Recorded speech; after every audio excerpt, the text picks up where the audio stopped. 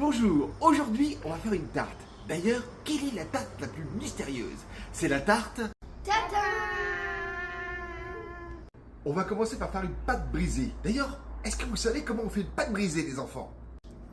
Comme ça! Donc, pour faire une pâte brisée, il nous faut 250 g de farine, un jaune d'œuf, 5 centilitres d'eau, et comme on va la faire sucrée, on va rajouter 50 g de sucre. On met tout ça dans le bol et on rajoute 125 g de beurre.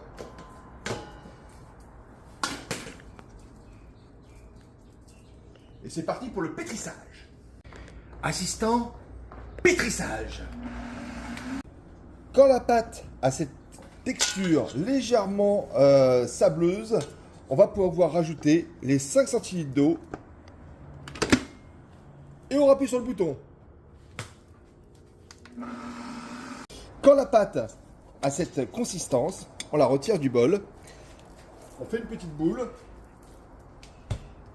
et pour bien finir d'incorporer le beurre à la pâte, avec la paume de la main, on va écraser comme ça.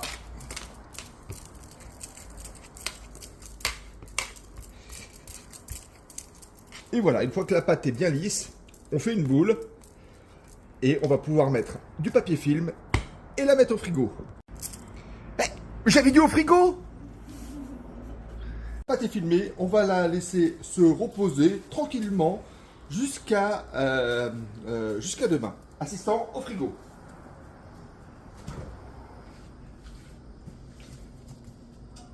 Bonne nuit la pâte! Jour 2, on continue la tarte tatin et on va éplucher des pommes. Là j'ai pris des pommes Fuji. Elles sont légèrement sucrées et acidulées. Nathanaël, tu peux couper la pomme? Oui! Ça!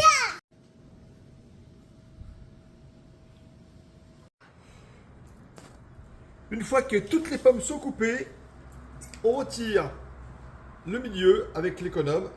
On fait un petit cercle, comme ça, pour retirer les pépins. Une fois qu'on a retiré tous les milieux des pommes, on va pouvoir les couper en 3. Ça fait des beaux quartiers, enfin des beaux tiers pour le coup. Et voilà. On a récupéré la pâte au frigo. On va mettre un petit peu de farine sur la table pour pas que ça colle. On va fariner un petit peu la pâte aussi. Comme elle est un petit peu dure, avec le rouleau à pâtisserie, ça c'est du rouleau à pâtisserie de compétition, on tape dessus.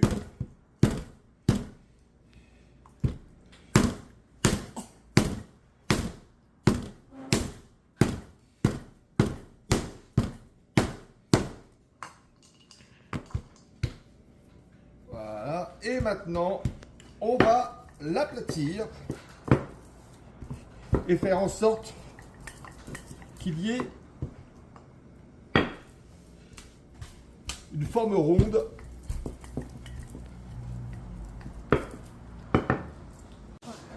La pâte est étalée, on va pouvoir la mettre sur le rouleau à pâtisserie, on le roule comme ça et ça sera plus facile après à mettre sur les pommes une fois qu'elles sont cuites. On va faire revenir les pommes, il y a deux solutions. La méthode la plus classique, du beurre, du sucre et on fait le caramel nous-mêmes. Comme je suis un vieux tricheur, je vais prendre du caramel déjà tout fait. Celui-ci, c'est un caramel Deluxe. Et oui, c'est un caramel à base de chocolat blanc. Et là, ça va donner une petite pointe de gourmandise supplémentaire. On va pouvoir le mettre dans la poêle pour bien que ça fonde. Et comme ça va bien être généreux en caramel. Donc l'idée, voilà, c'est que le caramel soit bien fondu. Et ensuite, on va pouvoir mettre les pommes dans ce mélange. Le caramel commence gentiment à faire des bulles et là on va mettre les pommes. L'idée c'est d'en mettre beaucoup de ce sens là et bien serré.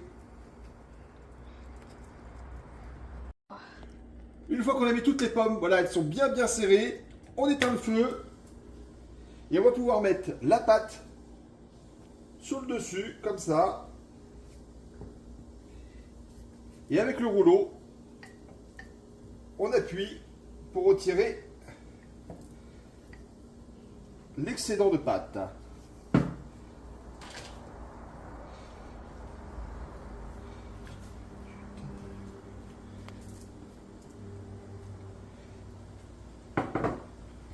Et il n'y a plus qu'à mettre au four à 190 degrés pendant au moins 40 à 45 minutes. La tarte est cuite. Attention, c'est le moment de vérité, c'est le moment du démoulage. Et là, on va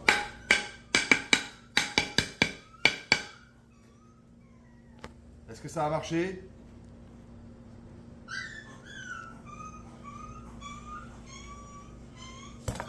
Joli!